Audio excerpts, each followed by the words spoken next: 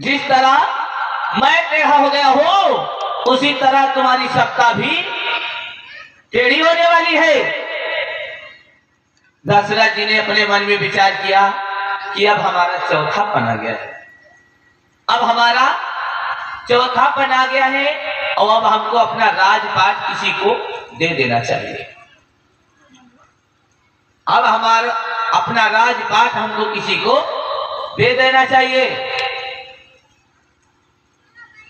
तो सुबह जस जस रात बीत गई तो सुबह दशरथ जी ने अपने सभी मंत्रियों को बुलाया, सभी नेता और मंत्रियों को बुलाया, कहा भैया अब हमारा चौथापन आ गया है, अब ऐसा लगता है कि हमको किसी को अपना राजपाट दे देना चाहिए।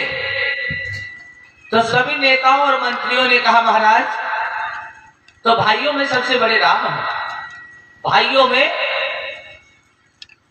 सबसे बड़े राम है और राम को राजा बनाओ। कहा ठीक है। दशरथ जी ने कहा भैया सुबह होते ही राम को राजा बनाया जाएगा। उधर सरस्वती मैया, उधर देवताओं के मन में खटापटी मच गई।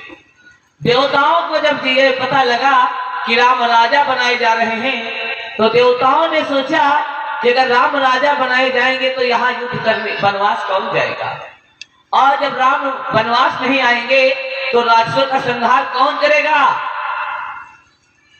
और अगर राक्षसों का संहार नहीं होगा तो हम लोगों का कल्याण कैसे होगा।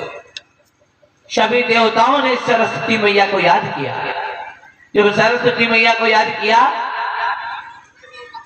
सरस्वती मैया आई, कहने लगी बोलो देवताओं क्या किया, क्या बात है। कहा मैया राम राजा बनाए जा रहे हैं, और मैया ऐसा करो कि राम राजा न बनने पाए, राम राजा न बनने पाए, ऐसा करो कि राम राजा न बनने पाए।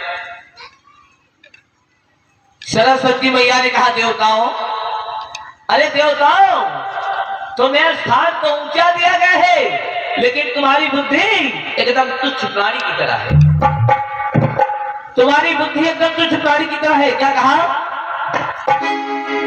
अरे ऊंच निवास नीच कर तूती, ऊंच निवास नीच कर तूती, देख न सके वो कलाई विभूति, देख न सके वो कलाई विभूति।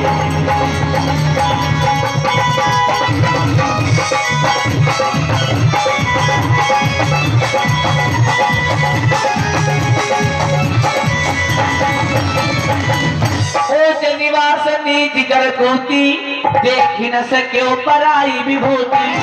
कहा देवताओं तुम्हें स्थान तो ऊंचा दिया गया है, लेकिन तुम्हारी बुद्धि एकदम तुच्छ प्राणी की तरह है।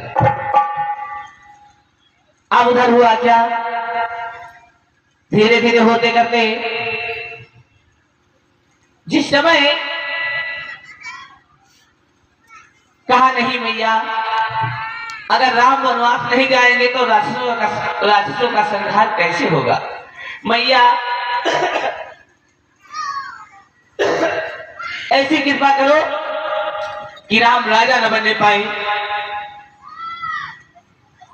जब इतनी बात कही तो सरस्वती मैया ने कहा हम किसके मुंह से कहलवाएं कि राम राजा न बने, किसके मुंह से कहलवाएं कि हम राम राजा न बने।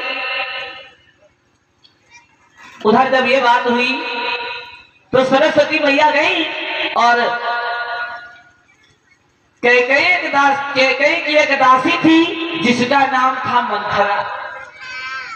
कैकेयी की एक दासी थी जिसका नाम था मंथरा।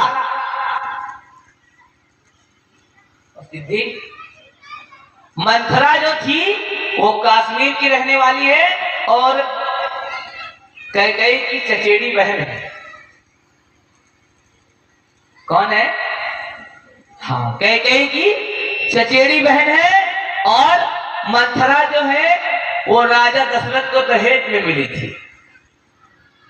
दहेज में इसलिए मिली थी, पहले के जो राजा होते थे तो अपने घर की एक लड़की, एक कुंवारी लड़की अपनी दूसरी बिटिया को दहेज में देते थे ताकि हमारी बिटिया को कोई काम काज ना करना पड़े। इसलिए मंथरा को दहेज में दिया था महाराज कैक्स ने। कैकेयी के पिता का नाम है महाराज कैक्स, जो कि कश्मीर के राजा थे। कहाँ के राजा थे? हाँ। उधर हुआ क्या, सरस्वती मैया गई और कैकेयी की जो दासी थी मंथरा के जवान पर बैठ गई। पंडित महाराज, मंथरा का मतलब क्या होता है?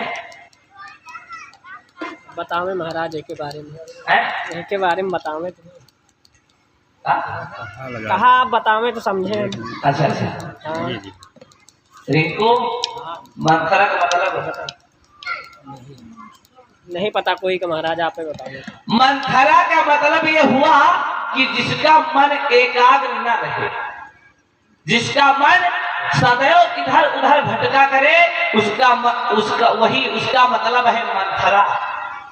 समझे? इसका मन अपने बस में ना रहे, उसी का मतलब है मंथरा। और पहले याक मंथरा रहे, अब तो गांव गांव मंथरा, गली गली मंथरा, घर घर मंथरा है, सब मंथरा है। अब उधर हुआ क्या, आज खैर बप्पा के पदवी ले तो ले हो। अब क्या हुआ भैया? नहीं, अच्छा। अब उधर हुआ क्या, अब तुम्हारे हारन बंद हो गए हैं, देख लियो। ऑपरेटर, हारन बंद। हाँ, वैसे तुम जानो। अब उधर हुआ क्या, और जब मंथरा के जबान पर बैठ गई तो मंथरा सब कुछ भूल गई। जब मंथरा